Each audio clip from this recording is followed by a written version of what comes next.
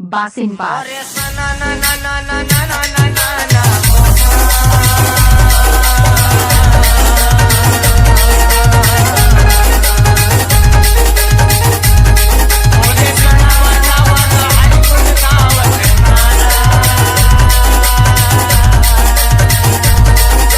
DJ Nagesh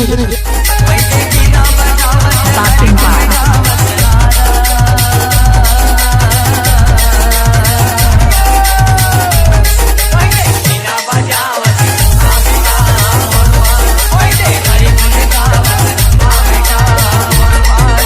DJ Nagesh music. सावन के महीना रहे रागी, अब वो सावन के महीना में डीजे नागेश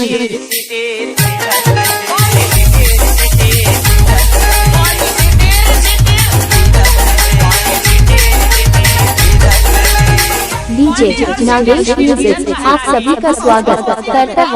पर दिल खारे खार कुदावत जात रहा है। अब बेचारा कुदात ओकर भंडाई टूट के भदाक ले अब भदाक ले गिरे थे ये सावन के महीना में। DJ Nagesh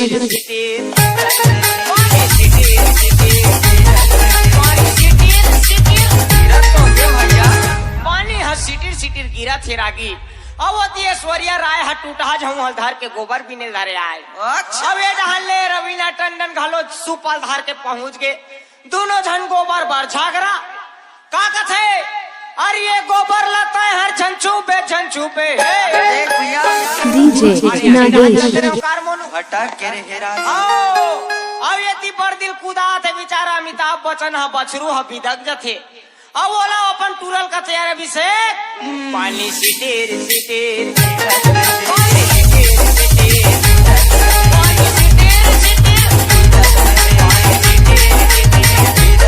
DJ Nagesh music आप सभी का स्वागत करता है।